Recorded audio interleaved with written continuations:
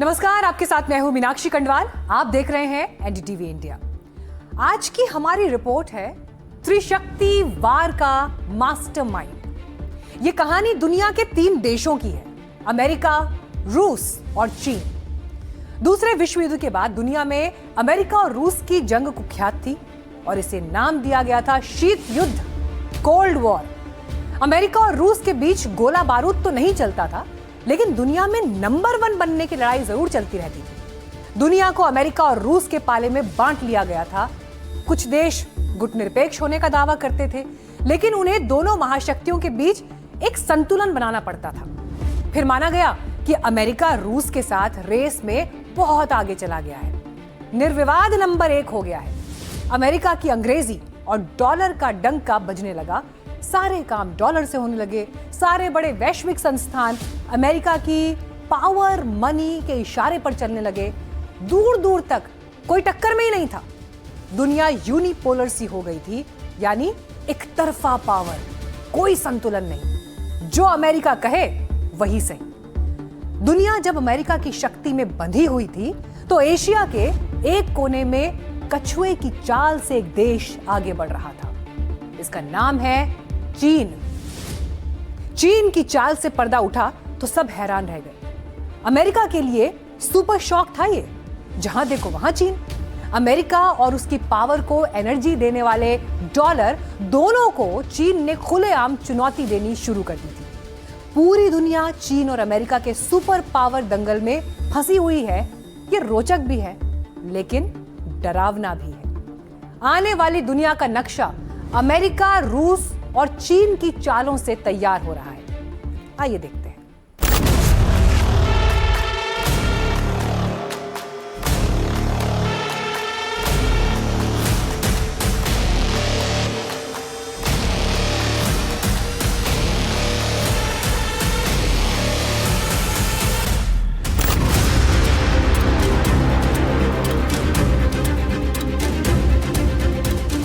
Pedro Sanchez Spain के प्रधानमंत्री। Spain से अमेरिका के डोनाल्ड ट्रंप नाराज हैं। चीन के राष्ट्रपति ने स्पेन के लिए स्वागत में कालीन बिछा दी।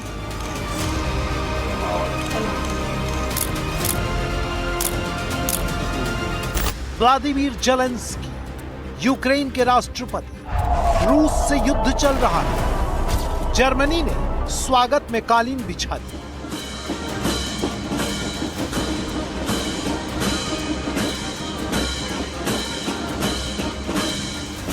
क्यूबा के राष्ट्रपति मिगेल डियाज रूस और चीन के करीबी हैं। अमेरिका क्यूबा पर कब्जा करने की धमकी दे रहा है। Cuba is next. Cuba. But I think Cuba's the end. You know, all my life I've been hearing about the United States and Cuba.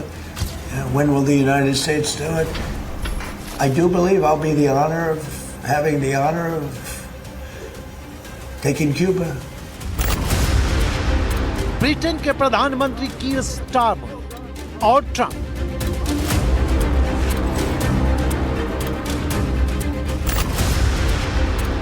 France के राष्ट्रपति इमैनुअल मैक्रोन और ट्रंप।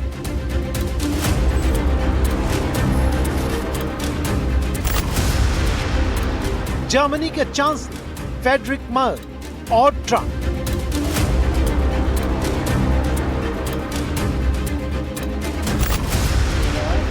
ब्राजील के राष्ट्रपति लूला डी सिल्वा और Trump.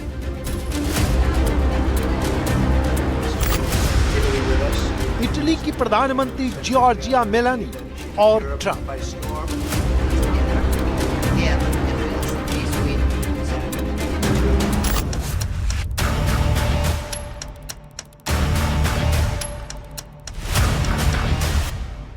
दुनिया में super power की पावदान का संतुलन बदल रहा है।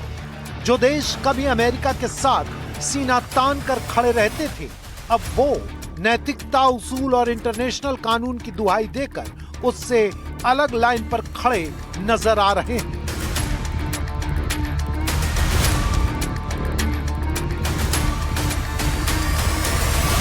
यूनिपोलर वर्ल्ड बहुत ही ब्रीफ मोमेंट के लिए आया था। After the demise of Soviet union तो स्कॉलर्स लोगों ने ये आर्ग्यू किया कि अब दुनिया जो है वो बाइपोलर नहीं हो गई, यूनिपोलर हो गई, एक ध्रुवीय हो गई है। लेकिन वो बहुत ही ब्रीफ मोमेंट था, क्योंकि उसके बाद ये आर्ग्यूमेंट आ गया कि वर्ल्ड हैज़ बिकम मल्टीपोलर, एक ध्रुवीय नहीं है, बहुत ध्रुवीय हो गई दुनिया। वर्ल्ड वॉर 2 के बाद जो नया वर्ल्ड ऑर्डर बना, US लेड बेसिकली था वो, हालांकि एक अपोजिंग ग्रुप भी था USSR का। US ने जो व्यवस्था बनाई वो लगभग चल रही थी, वही वर्ल्ड ऑर्डर न्यू जिसको लिबरल ऑर्डर बोलते हैं, उस वही चल रही थी। लेकिन उसके बाद उसमें हिकअप्स देखने शुरू हो गए, और US खुद ही जिस वर्ल्ड ऑर्डर को US ने एक्चुअली बनाया था उसको खुद ही US फॉलो नहीं कर रहा है। तो ये डिबेट की यूनिपोलर है वो तो डिबेट अब है ही नहीं। अब तो ये है कि ये जो मल्टीपोलर वर्ल्ड है, ये जो डिफरेंट मल्टीपोल बन रहे हैं, वो कितना सस्टेनिंग है और क्या वो सही में है। ऑयल और गैस जो हाइड्रोकार्बन रिसोर्सेज हैं, उससे दुनिया पोल्यूशन की वजह से और दूसरी वजह से भी काफ़ी कुछ डाइवर्सिफाई कर रही है। ख़ासतौर से वो देश जो सबसे ज़्यादा प्रोड्यूस करते हैं, अभी अमेरिका जो सबसे बड़ा प्रोड्यूसर है, उसने ये कोशिश किया है कि जहाँ तक क्लाइमेट एनर्जी पेरिस एग्रीमेंट से निकल गए, और उसके बाद वो कहते हैं कि सारा जो है ड्रिल बेबी ड्रिल, मतलब ऑयल एंड गैस रिसोर्सेज को और बढ़ाओ, दुनिया में सबसे बड़ा बनो। वेनेजुएला में जैसे ऑयल को कंट्रोल किया, और एक थ्योरी ये भी है कि ईरान में अटैक करने का कारण भी ईरान के ऑयल रिसोर्सेज को कंट्रोल करना था, वो नहीं हो पाएगा उनसे, लेकिन वो एक उनकी वो थी। तो भारत जैसे देश जो हमेशा डिपेंडेंट रहे 80 से 85% इम्पोर्ट्स के ऊपर मिडिल ईस्ट से या दूसरी जगहों से, वो डेफिनेटली ये कोशिश कर रहे हैं कि किस तरह से डिपेंडेंसीज जो हैं हाइड्रोकार्बन रिसोर्सेज के पे कम किया जाए।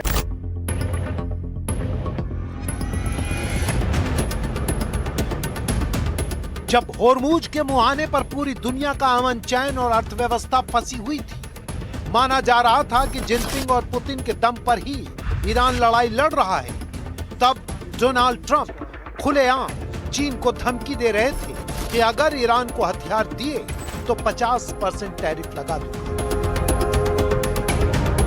तो चीन के दौरे पर मिडिल ईस्ट में पड़ने वाले संयुक्त अरब अमीरात के शेख खालिद बिन मोहम्मद बिन जायद अल नहयान,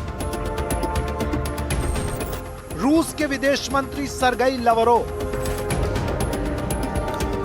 नामीबिया के विदेश मंत्री और व्यापार मंत्री सेल्मा आशिपाला मुसावी पहुंचे हुए थे। इतना ही नहीं, मई और जून के महीने में चीन की राजधानी बीजिंग में एक के बाद एक दुनिया की महाशक्तियों का दौरा तय है।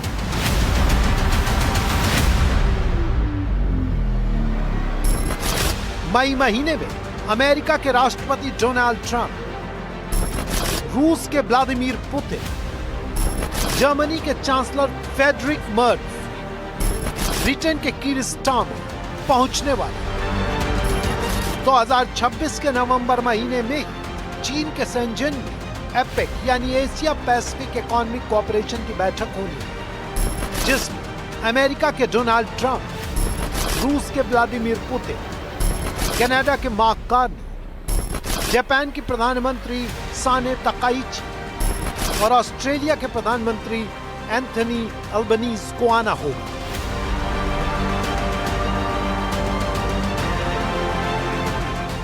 चीन इसी फिराक में है, ना केवल अफ्रीका, लैटिन अमेरिका, यूरोप और south east Asia, south Asia, central Asia में लगातार कोशिश कर रहा है कि उसका जो एक प्रभुत्व है, जो उसका जो इन्फ्लुएंस है वो बढ़ता रहे। बट अफ्रीका और लैटिन अमेरिका में थोड़ी सी उनकी रणनीति में एक आप कह सकते हैं कि वो हम कोशिश में, लगातार कोशिश में है, क्योंकि अफ्रीका और लैटिन अमेरिका जो है एक कह सकते हैं कि संसाधन रिच कॉन्टिनेंट भी है।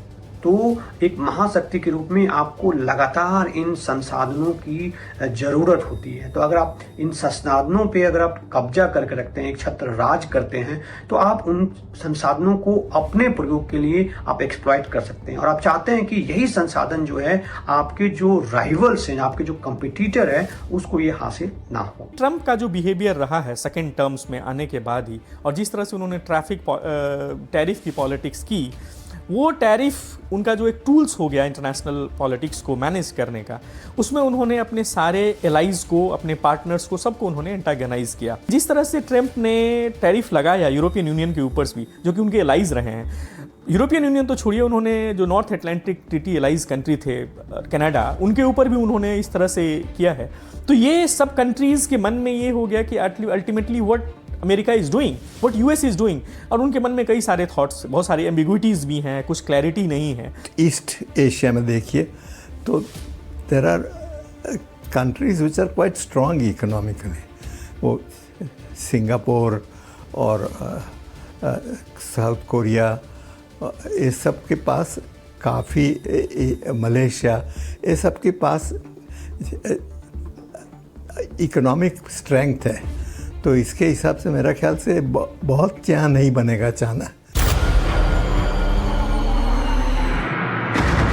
दुनिया के नक्शे पर एक एक करके गौर करना शुरू करें तो हमें पता चलता है कि हाल के दिनों में अमेरिका के राष्ट्रपति ट्रंप ने अपने पड़ोसी कनाडा को अमेरिका का एक राज्य बनाने का दावा कर दिया। क्यूबा पर तो कब्जा कर लेने का बयान दिया। वेनेजुएला में पहले ह्यूगो चावेज के खिलाफ तख्ता पलट में अमेरिका का नाम आया। चावेज की मौत के बाद वेनेजुएला में प्रमुख बने निकोलस मादुरो। जनवरी 2026 में मादुरो को उनकी पत्नी के साथ उठाकर अमेरिका लाया गया। इसी दौरान अमेरिका ने पनामा को धमकी दी कि वो पनामा नहर को फिर अपने कंट्रोल में ले ले। इसके बाद पूरी दुनिया में हड़कंप मच गया, जबकि ट्रंप ने खुलेआम ऐलान कर दिया कि वो ग्रीनलैंड पर कब्जा कर लेंगे।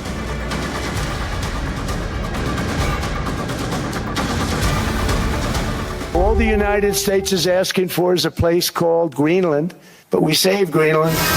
I want Greenland for security. We'll be announcing the tariffs on Canada and Mexico for a number of reasons. Cuba's going to be next.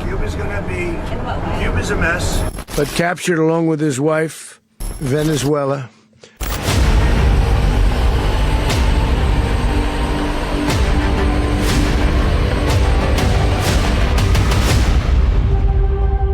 All the United States is asking for is a place called Greenland, but we saved Greenland. इस पूरी अमेरिकी उठापटक के पीछे सिर्फ और सिर्फ 5 बातें बताई जा रही हैं। पहली, डॉलर। दूसरी, पेट्रोलियम। तीसरी, मरीन कंट्रोल। चौथी, रेयर अर्थ मिनरल्स। और 5वीं, चीन और रूस।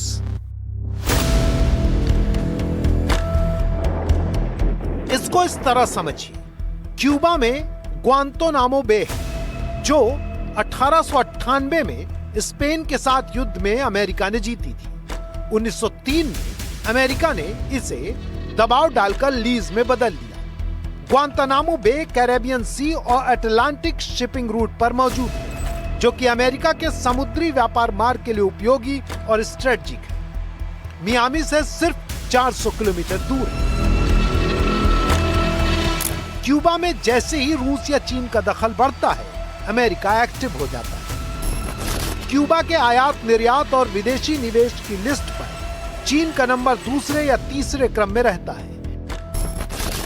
क्यूबा के इंफ्रास्ट्रक्चर, विदेशी लोन में भी चीन की हिस्सेदारी भारी है। क्यूबा में चीन के टेलीकॉम और डिजिटल निवेश से अमेरिका को चिंता होती है। अमेरिका को आशंका है कि इसका इस्तेमाल उसके खिलाफ जासूसी के लिए किया जा सकता है। पिक्चर क्लियर है, लड़ाई अमेरिका और चीन की है, लेकिन पिस रहा है क्यूबा। क्योंकि क्यूबा में चीन की बढ़त का मतलब है कैरेबियन और अटलांटिक सागर में अमेरिका के व्यापार को खतरा। इसके पहले जब क्यूबा में फिदेल कास्त्रो थे, तब विचारधारा के आधार पर अमेरिका और क्यूबा भिड़ते थे। तब रूस का खुला समर्थन था। 1962 में रूस ने क्यूबा में परमाणु मिसाइल पहुंचा दी थी। परमाणु युद्ध का तनाव हो गया। अमेरिका पर आरोप है कि 1961 में अप्रवासी क्यूबा निवासियों की मदद से फिदेल कास्त्रो का तख्ता पलट प्लान किया, असफल रहा। यह इतिहास में बे ऑफ पिग्स के नाम से कुख्यात है। 1962 में ऑपरेशन मुंगुस हुआ। अमेरिका की जासूसी एजेंसी CIA ने फिडेल कास्त्रो का तख्ता पलट प्लान किया, लेकिन फिर असफल रहा। फिडेल कास्त्रो के समय में रूस और अमेरिका के बीच तनाव था। अब अमेरिका और चीन का तनाव। विचारधारा हल्के बदलाव के साथ पूंजीवाद विरोधी ही है। मतलब लड़ाई अमेरिका और रूस की थी, लेकिन बहाना बना था क्यूबा। जहां भी चीन का जो एक संसाधन को लेकर के जो एक प्रोएक्टिवनेस है वहां जब जाता है, तो अमेरिका भी उस चाहता है कि एक जो ग्रेट पावर है, जो महाशक्ति की हमेशा से एक रणनीति रही है कि जो सामने वाला है उसको इन संसाधनों से दूर रखा जाए, विमुख रखा। ईरान में पहुंचा, क्यूबा में पहुंचा, क्योंकि ये ट्रेडिशनल रूप से जो है चीन के साथ रहे हैं। तो चीन, अमेरिका चाह रहा है कि इसको जो है इनकी जो एक दूरी है, जो इसका जो अलायंस है उसको जो है कमजोर किया जाए, ताकि चीन जो है एक विश्व महाशक्ति के रूप में बढ़ करके जो है अमेरिका की जो शक्ति है, जो एक ट्रेडिशनल शक्ति है, उसको कमजोर न करे, उसको क्षति ना पहुंचाए। अब हम आपको युद्ध के मास्टरमाइंड्स के नए मोर्चे पर ले चलते हैं। यहाँ जो फॉल्ट लाइन है उसमें एक बार फिर रूस, अमेरिका और चीन आमने सामने है। इसके लिए हमें दुनिया के नक्शे को उसके पीछे और ऊपर जाकर देखना पड़ता है। आर्कटिक महासागर के तट पर यह जगह देखिए, ग्रीनलैंड, उत्तरी अमेरिका और यूरोप का चोक पॉइंट, उत्तरी ध्रुव के आसपास का क्षेत्र, अमेरिका पहुंचने वाली मिसाइल्स का शॉर्टकट भी कहा जाता है, पोलर मिसाइल ट्रेजेक्टरी। यहां पर ग्रीनलैंड, रूस और चीन का स्ट्रेटेजिक ट्रायंगल भी बनता है। यहां से सीधी रेखा खींची तो रूस, नॉर्थ पोल, ग्रीनलैंड, कनाडा और फिर अमेरिका दिखता है। यहां ऊपर मिसाइल, पानी के नीचे पनडुब्बी और जमीन पर निगरानी करने वाले सिस्टम का खतरा रहता है। इसीलिए अमेरिका ने ग्रीनलैंड के उत्तर में पिटुफिक गोल्डन डोम बनाया है, जो कि इस तरफ आने वाली मिसाइल या किसी हवाई खतरे को पहले ही भांप लेने का काम करता है। ग्रीनलैंड के आर्कटिक जल क्षेत्र के पास से ही नॉर्दर्न सी रूट गुजरता है, जो कि रूस के उत्तरी तट के साथ चीन, यूरोप व्यापार का प्रमुख रास्ता है। आर्कटिक सागर में चीन के रिसर्च शिप्स की भारी मौजूदगी रहती है। जलवायु परिवर्तन की वजह से ट्रांस आर्कटिक रूट बन रहे हैं, जो कि यूरोप, अमेरिका और एशिया व्यापार और नौसैनिक आवाजाही के लिए महत्वपूर्ण होते जा रहे हैं। चीन खुद को नियर आर्कटिक स्टेट कहता है। पोलर सिल्क रोड ग्रीनलैंड की ऊर्जा और खनिज में काफी एक्टिव रहता है। अमेरिका के खिलाफ चीन की हाइपरसोनिक मिसाइल के लिए भी ग्रीनलैंड का आकाश बहुत बड़ी संभावना है। इसके लिए जरूरी रिसर्च के लिए चीन यहाँ पोर्ट और टेलीकॉम में बहुत ज्यादा निवेश कर रहा है। रेयर अर्थ मिनरल्स की खोज में भी चीन काफी एक्टिव है। इसलिए अमेरिका को लगता है कि ग्रीनलैंड पर उसका कंट्रोल रहना चाहिए, ताकि चीन और रूस की मिलिट्री और मिसाइल थ्रेट को दूर रखा जाए। ग्रीनलैंड अगर अमेरिका के कब्जे में रहेगा तो वो GIU के गैप को आसानी से ब्रिज कर पाएगा। अमेरिका को किसी आसमानी हमले की सूचना पर्याप्त पहले मिल जाएगी।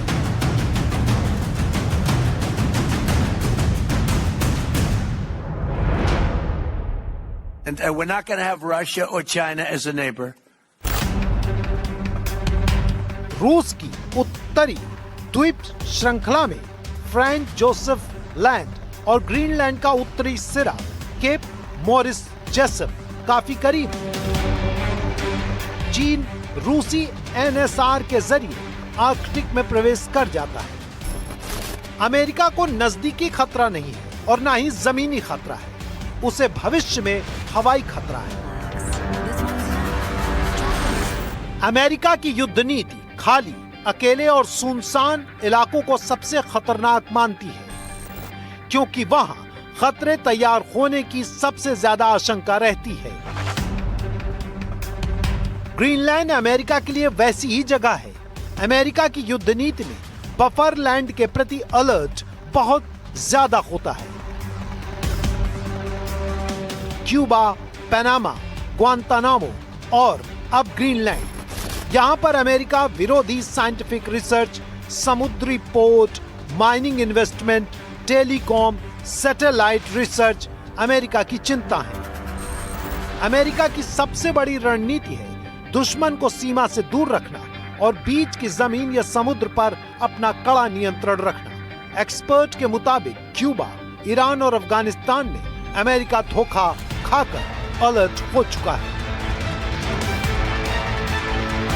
के बीच तो आपसी मनमुटाव है ही और एक दूसरे के साथ में एक स्ट्रेटेजिक कंपटीशन भी है, लेकिन उसके लिए वो कई तरह की चीजें यूज करते हैं, जैसे कोवर्ट ऑपरेशंस हो गए, इंटेलिजेंस ऑपरेशंस हो गए, प्रॉक्सीज हो गई, किसी थर्ड कंट्री के थ्रू कुछ गड़बड़ करा दिया, या इवन सिविल सोसाइटी ग्रुप्स को ही इस्तेमाल करते हैं कई बार इस तरह के लोग।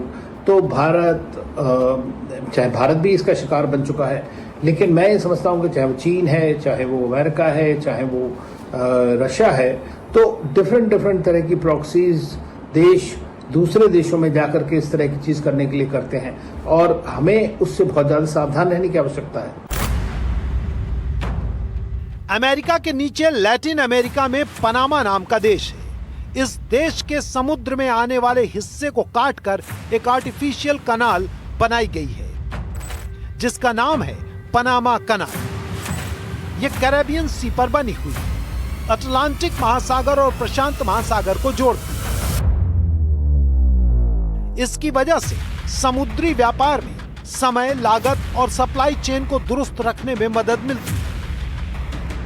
पनामा नहर के बन जाने की वजह से अमेरिका की ओर जाने वाले जहाज का 15 से 20 दिन का वक्त बच जाता है, वरना उन्हें लैटिन अमेरिका के नीचे से पूरा रास्ता कवर करते हुए अमेरिका पहुंचना पड़ता है। 160 से ज्यादा देश इस नए रास्ते से व्यापार करते हैं।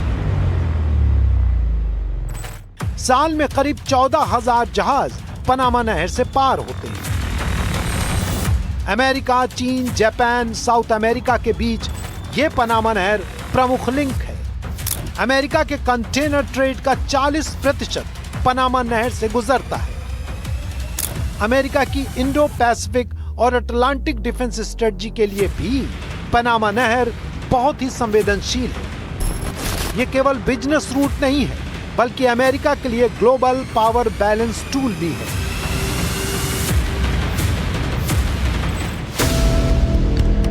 पनामा नहर पर कोई भी अड़चन अमेरिका की सुरक्षा, इकोनॉमी, डॉलर, पेट्रोलियम के लिए खतरनाक है। ऐसी महत्वपूर्ण नहर के पैसिफिक साइड पर बाल्बो, अटलांटिक साइड पर क्रिस्टोबल में बने कंटेनर डिपो का काम हांगकांग से चलने वाली कंपनी संभालने लगी थी।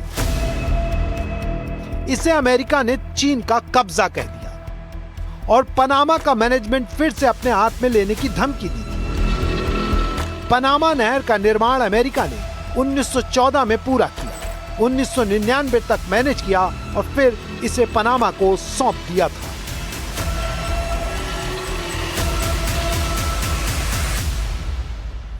लगभग अब दिख रहा है कि जैसे रूस और यूक्रेन के युद्ध में, इजराइल, ईरान और अमेरिका के युद्ध में जहाँ तक आपने देखा है कि चीन जो है खुलकर सामने नहीं आया है, तो आप मान सकते हैं कि चीन की जो रणनीति है वो अभी भी है एक वेटिंग स्ट्रैटेजी है। वो पेशेंस दिखा रहा है और एक तरह के पेशेंस भी है और एक तरह से कह रहा है, दिखाना चाह रहा है और वो भी अपने आप में भी एक मनन करता हुआ कि हम दूसरे के जो युद्ध हैं उसमें अपनी एनर्जी, अपनी संसाधनों को क्यों नष्ट करें, क्यों खत्म करें। क्योंकि अगर आप अपने युद्ध में अगर कूदते हैं तो आपको अपनी संसाधन लेके आना पड़ेगा और जब आप संसाधनों को लेके जाते हैं तो आपका जो एक लिमिटेड संसाधन जो है उस पे स्वाभाविक रूप से जो उसका दोहन होगा। तो चीन अभी इस रूप में अपने को मान नहीं रहा है कि अब ये समय आया है कि चीन जो है अपनी जो पावर है, जो अपनी जो शक्ति है, उसको दूसरे को इंटरेस्ट के लिए आप कह सकते हैं कि दूसरे की जो सॉवरेनिटी है उसको बचाने के लिए आप मतलब कूद पड़े। ट्रंप एक्चुअली क्या है, और जैसा स्टीफन वॉल्ट ने कहा कि वो प्रीडेटर है, हेजेमॉन है, ये क्या है और अमेरिका की क्या पॉलिसी है, ये बहुत क्लियर नहीं है। क्योंकि अगर आप जो डॉक्यूमेंट्स यूएस ने अभी रिलीज किए हैं, 2 डॉक्यूमेंट्स दिया था उन्होंने, नेशनल सिक्योरिटी स्ट्रेटजी डॉक्यूमेंट और जो नेशनल डिफेंस डॉक्यूमेंट है, अगर उस दोनों को भी देखेंगे तो उसको पढ़ के और जो ट्रंप का बिहेवियर है, उस दोनों के बीच में एक बहुत बड़ा गैप दिख रहा है। तो वो जो रिस्पॉन्सिबिलिटी जो यूएस ओन करता था डेमोक्रेसी को प्रोटेक्ट करने का, वो सब कहीं ना कहीं, और लिबरल ऑर्डर को मेंटेन करने का, और जिस तरह से उन्होंने वेनेजुएला में भी किया था माड्रोय के साथ, और जिस तरह से उन्होंने वन साइडेड अटैक इजराइल के साथ मिलकर मिडिल ईस्ट में किया, वेस्ट एशिया में किया, ये कहीं ना कहीं सुपर पावर्स का जो एक पोजीशंस था उसको कहीं ना कहीं वीक करता है। लैटिन अमेरिका के नक्शे पर यहाँ पर वेनेजुएला है। इसकी खासियत यह है कि इसकी जमीन के नीचे दुनिया का सबसे ज्यादा क्रूड ऑयल भंडार है। 2016 में चीन वेनेजुएला से तेल के बदले कर्ज करार किया। इसमें पैसा एडवांस दिया जाता था और तेल बाद में लिया जाता था। वेनेजुएला से चीन के आयात का 2/3 हिस्सा तेल उत्पादित है। लेन देन अमेरिकी डॉलर की जगह चीनी युआन में होने लगा। तेल निकालने में भी चीनी कंपनियों की भूमिका बढ़ने लगी। चीन की 2 कंपनी CNPC और साइनोपेक के पास विदेश में तेल निकालने के सबसे ज्यादा अधिकार हैं। वेनेजुएला में यही काम पहले अमेरिकी कंपनी करती थी, जिसे 2007 में वेनेजुएला के राष्ट्रपति ह्यूगो चावेज ने खत्म कर दिया। तेल राष्ट्रवाद के तहत बड़ी तेल परियोजनाओं का राष्ट्रीयकरण कर दिया गया। हर कंपनी में सरकार की हिस्सेदारी 60% अनिवार्य कर दी। जो नहीं माना उसकी संपत्ति जब्त कर दी। इससे अमेरिका का बिजनेस प्रिविलेज खत्म हो गया। 2019 में निकोलस मादुरो ने भी ऐसे ही प्रतिबंध लगाए कि बची खुची अमेरिकी कंपनियों का काम रुक गया। तेल क्षेत्र में चीन का रुतबा बढ़ा। इसके अलावा वेनेजुएला में चीन सैटेलाइट ट्रैकिंग स्टेशन बना। मिलिट्री और स्पेस सेक्टर पर भी काम किया। चीन ने वेनेजुएला को सैन्य उपकरण भी बेचे, जो कि लातिन अमेरिका में सबसे ज्यादा था। ये सब अमेरिका की सुरक्षा और बिजनेस रणनीति के खिलाफ था। नतीजा बड़ा कदम उठाया गया। ड्रग्स तस्करी को मुद्दा बनाया।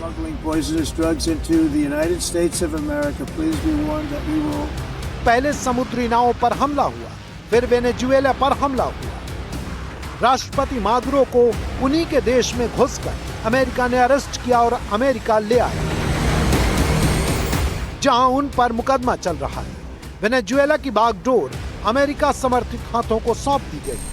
मतलब साफ है, जहां चीन के पांव फैले वहीं अमेरिका अपने हाथ लंबे कर देता है।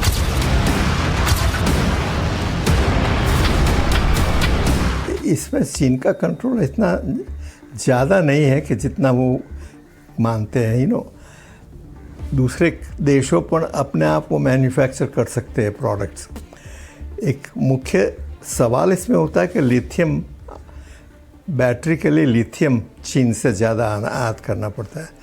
लेकिन चीन भी मानो कि इसकी मोनोपोली है इनके पास, फिर भी मेरा ख्याल से दूसरे के विकल्प आ सकते हैं। सोडियम बैटरी हो सकती है और पंप स्टोरेज हो सकता है।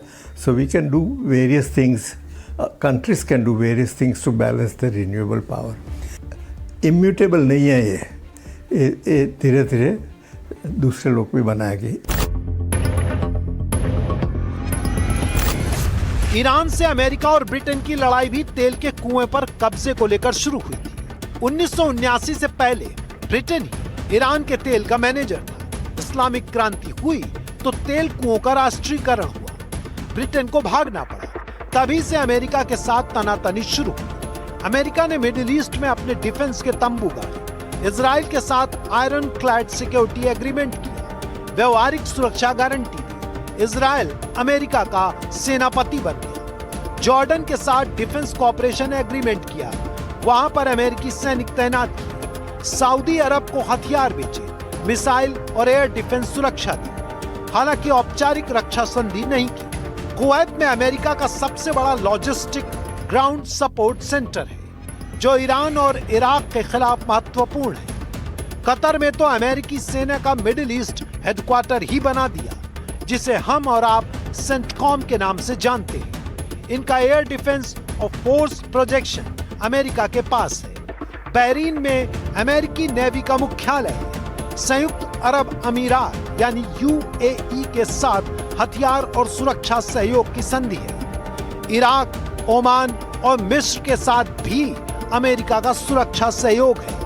ईरान, सीरिया, यमन और लेबनान अमेरिका के सुरक्षा चक्र से बाहर है। अब यहाँ पर दुनिया के समुद्री व्यापार के दो प्रमुख दरवाजे हैं, पर्शियन गल्फ और ओमान की खाड़ी के बीच में होर्मुज और दूसरा सुएज कनाल के नीचे यमन और इथोपिया के बीच में बाल अल मंदाब स्ट्रेट। यहाँ भी ईरान में चीन की भूमिका है। मिडिल ईस्ट के सऊदी अरब जैसे देश भी चीन के साथ व्यापार बढ़ा रहे हैं। इससे अमेरिका के पेट्रो डॉलर की बातचात को चुनौती मिलती है। चीन ने जिबूती में बड़ा मिलिट्री बेस भी तैयार किया है, जो कि बाब अल मंदेब के बिल्कुल करीब है। वन रोड वन बेल्ट के छाते तले वो मिडिल ईस्ट में कर्ज और निवेश बढ़ा रहा था। चीन तेल के बदले डॉलर की जगह युआन को प्रचलित कर रहा था। चीन की ऊर्जा जरूरतों का 80% हिस्सा होर्मुज से आ रहा था। ईरान के साथ पूरा व्यापार युआन में हो रहा था। ऐसे में अमेरिका चीन के बढ़ते असर, डॉलर को हो रहे नुकसान को रोकने के लिए आक्रामक हो गया। इसी की वजह से इजराइल के साथ ऑपरेशन एपिक फ्यूरी लॉन्च हुआ, जिसमें चेहरा बना ईरान का मिसाइल और एटॉमिक प्रोग्राम। लेकिन अंत में युद्ध फंस गया होर्मुज और तेल पर। नतीजा सामने है, जब चीन ने दखल दिया तभी सीजफायर की बात शुरू हुई। होर्मुज पर ईरान और अमेरिका के बीच जो डेडलॉक हुआ, उससे मुक्ति का रास्ता भी चीन की मदद से खुलता दिखा, जैसा कि खुद अमेरिका के राष्ट्रपति ट्रंप ने दुनिया को बताया। जो ट्रंप ने किया है पिछले 1.5 महीने में, इससे सभी लोग चौंक गए हैं कि अभी ट्रंप के पर और अमेरिका पर ट्रस्ट करना बहुत मुश्किल चीज़ है। तो आई थिंक मेरा ख्याल से सभी देशों ऑल्टरनेटिव ढूंढेगा कि हम कहाँ से तेल लाए और किसी तरह से इसके कौन से करेंसी में लाए। मुझे तो लगता है कि इससे डॉलर की हुकूमत तो ख़त्म होने वाली है और अमेरिकन तो काफ़ी देशों के साथ उनका झगड़ा चल रहा है, तो धीरे धीरे मेरा ख्याल से सभी लोग ऐसा करेंगे। कनाडा में चीन ने तेजी से पैर फैलाने शुरू किए थे, लेकिन हुवेई कंपनी के CEO को कनाडा में अरेस्ट किया गया, जिसके बाद 2018 से 23 के बीच चीन और कनाडा के रिश्ते बहुत खराब हुए। कनाडा में कार्नी के PM बनने के बाद चीन के प्रति कनाडा का रुख बदलने लगा। 2025 में ट्रंप कनाडा को अमेरिका का 51वां राज्य बनाने की धमकी दी। जनवरी 2026 में कनाडा के PM मार्क कार्नी ने चीन की यात्रा की। दोनों देशों के बीच अब तक का सबसे ठोस आर्थिक रिश्तों का ढांचा तैयार हुआ। कनाडा और चीन के बीच व्यापार का बाकायदा एक रोड मैप बनाया। इसने कनाडा के प्रति ट्रंप की धमकियों को बढ़ा दिया। यहाँ भी चीन की चहलकदमी से अमेरिका का ब्लड प्रेशर बढ़ गया और हालात तनावपूर्ण हो गए थे। ये कंट्रीज को ट्रंप की पॉलिसीज के कारण जो एंटागोनिज्म आया और जिस तरह से वो लोगों ने फील्ड किया कि हमारे ऊपर ये जबरदस्ती थोपा जा रहा है टैरिफ, उसके कॉन्टेक्स्ट में ब्लॉक्स बने हैं। वो ब्लॉक सस्टेनिंग कितना होगा वो सिर्फ अभी बातचीत के उस पे है, क्योंकि US as you know has a manic power, is a super power. इतना आसान नहीं है यूएस को राइट ऑफ करना, लेकिन डेफिनेटली एक तरह का मरमरिंग तो शुरुआत हुआ है डिफरेंट कंट्रीज के बीच में कि टैकल कैसे करना है ट्रंप को।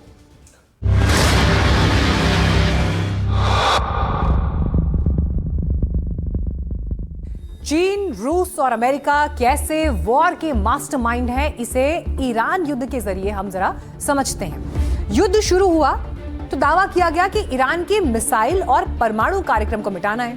खूब बम बरसे, फिर भी ईरान की आग ठंडी नहीं हुई। बदले में ईरान ने मिडिल ईस्ट में बने अमेरिकी सैन्य अड्डों पर जमकर मिसाइल और ड्रोन मारे। दावा किया गया ईरान की पावर के पीछे रूस की सूचना और चीन की टेक्नोलॉजी है।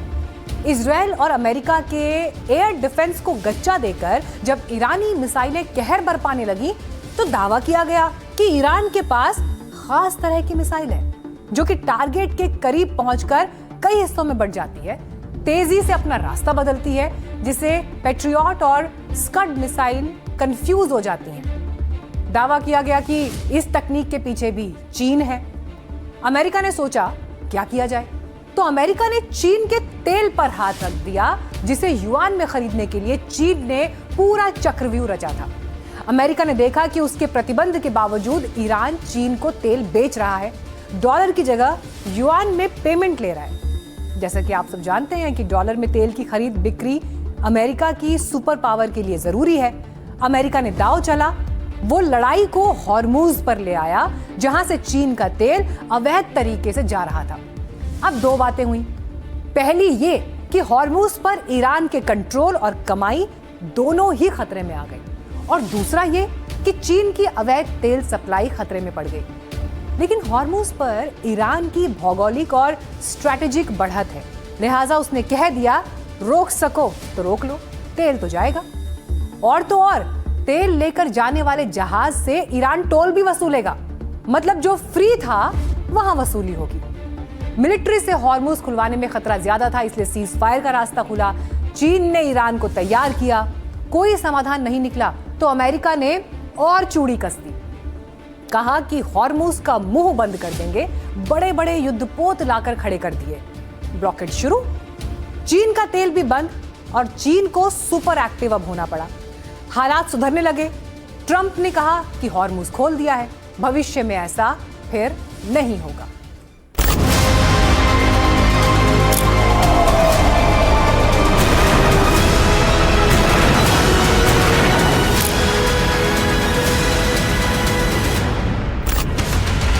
ट्रुथ सोशल प्लेटफॉर्म पर ट्रंप ने कह दिया कि अब चीन मान गया है, वो ईरान को हथियार नहीं देगा।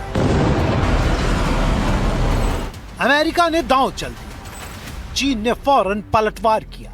चीन ने कहा हम सोशल मीडिया में चर्चित दावों का खंडन करते हैं, हमारी तरफ से ऐसी कोई बात अमेरिका को नहीं बताई गई। हम ईरान को हथियार देने के दावे का न तो खंडन करते हैं और न ही इसे अस्वीकार करते हैं। चीन एक खुद मुख्तार देश है, वो अपने फैसले खुद लेता है, किसी के दबाव या सलाह में नहीं।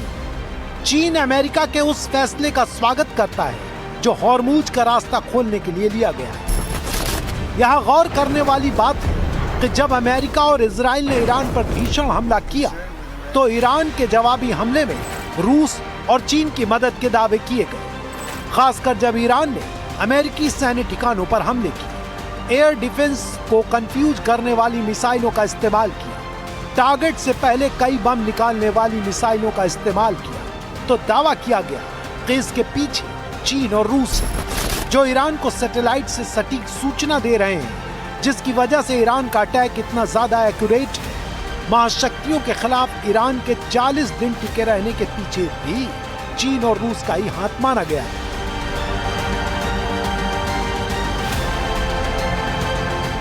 जो विश्व के संगठन बनते हैं वो आपसी सहमति से बनते हैं, और उसमें जो विश्व के मुख्य देश होते हैं वो उनको सपोर्ट करते हैं। जब मैं मुख्य देश की बात करता हूं तो वो देश जो इकोनॉमिकली, पॉलिटिकली और डिफेंस वाइज भी स्ट्रांग होते हैं, वो उनको संस्थाओं को चलाते हैं और उनको मेंटेन करते हैं और उनको पावर देते हैं। ईरान एक देश है, लेकिन अमेरिका के खिलाफ चीन और रूस के फ्रंट की तरह भी काम कर रहा है। ईरान इजराइल के खिलाफ जैसे हूती, हिजबुल्लाह और हमास को प्रॉक्सी की तरह इस्तेमाल करता है, ठीक वैसे ही अमेरिका के खिलाफ चीन ने ईरान का इस्तेमाल प्रॉक्सी की तरह किया। चीन ने गोली नहीं चलाई, लेकिन अमेरिका के हथियार और शाख को इतना नुकसान पहुंचा दिया कि अमेरिकी सुपर पावर के अंत का आरंभ शुरू होने के दावे किए जाने लगे। अमेरिका ने ऑटोमोबाइल कंपनियों को आदेश दिया कि वो सैनिक हथियार बनाए। ऐसी इमरजेंसी दूसरे विश्व युद्ध के बाद पहली बार देखी गई, जबकि असैनिक उद्योगों को सैनिक ड्यूटी में लगा दिया गया। अब भारत की जो पॉलिसी है उस वक्त नॉन अलाइनमेंट पॉलिसी थी, आज की डेट में एक स्ट्रैटेजिक ऑटोनॉमी और एक्टिव मल्टी अलाइनमेंट पॉलिसी है। तो ऐसे में हमारे रिश्ते जो हैं वो रूस के साथ भी हैं और चाइना के साथ भी हैं और हमारे रिश्ते अमेरिका के साथ भी बहुत प्रगाढ़ हैं। ऐसे बहुत सारे देश हैं जिनके आपस में जरूर समस्याएं हो सकती हैं, लेकिन भारत ने उनके साथ भी किया है। कुछ देशों के साथ हमारे समस्याएं बहुत ज़्यादा हैं, जैसे पाकिस्तान जो हमेशा टेररिज्म को बढ़ावा देता है, उसको अपना एक इंस्ट्रूमेंट ऑफ फॉरेन पॉलिसी बनाया हुआ है। तो ऐसे में जरूर हमें, और उसको सपोर्ट करता है चीन या अमेरिका या जो भी देश, तो ऐसे में विरोधाभास होने के बावजूद भारत अपने रिश्ते जो है अपने दम पर बनाता है। एक वॉर की मास्टरमाइंड त्रिमूर्ति की वजह से पूरी दुनिया प्रॉक्सीज में कन्वर्ट हो रही है। जो देश दावा कर रहे हैं कि वो न्यूट्रल हैं, उनको भी विवाद की लक्ष्मण रेखा के बाहर रहने की आजादी नहीं है। घूम फिर कर वो घिर जाते हैं, कभी आर्थिक संकट तो कभी एनर्जी संकट। अभी युद्ध की वजह से होने वाले पर्यावरण संकट की तो बात कोई कर ही नहीं रहा।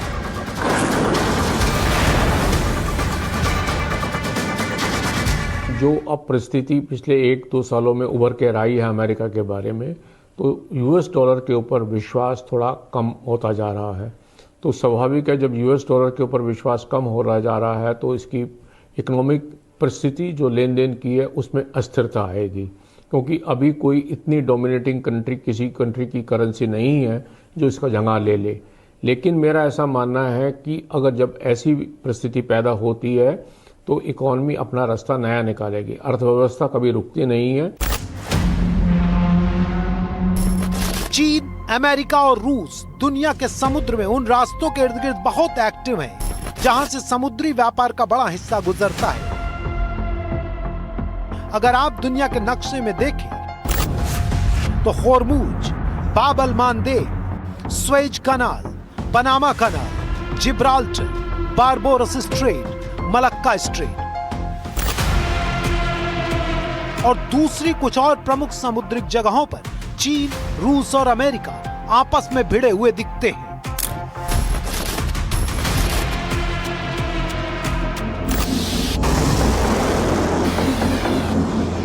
चीन, रूस, अमेरिका अपनी श्रेष्ठता की लड़ाई केवल युद्ध के मैदान में नहीं लड़ती, बल्कि ये बिजनेस और इनोवेशन में भी एक दूसरे को नीचा दिखाने का मौका नहीं चूकते।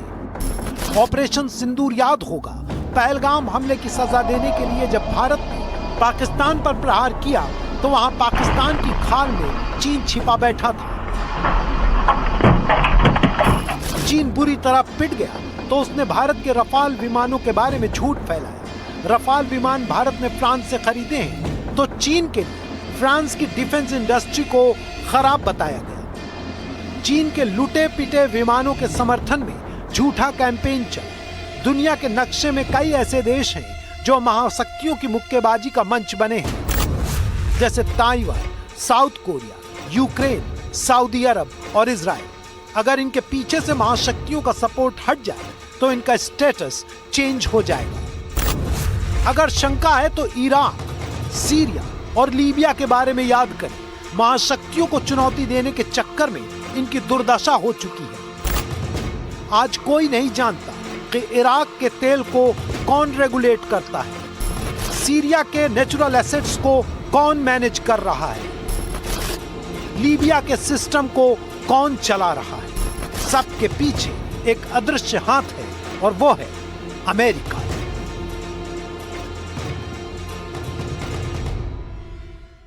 तो दुनिया में खतरे का बैरोमीटर ये 3 मुल्क हैं।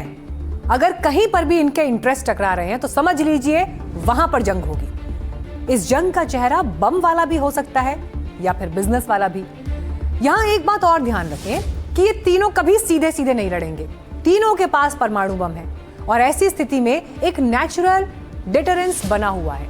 तो क्या होगा कि मोहरा होगा कोई और देश या बिजनेस होगा, लेकिन चाल यही तीनों चलेंगे। ऐसी स्थिति में आज ईरान है तो कल को क्यूबा हो सकता है।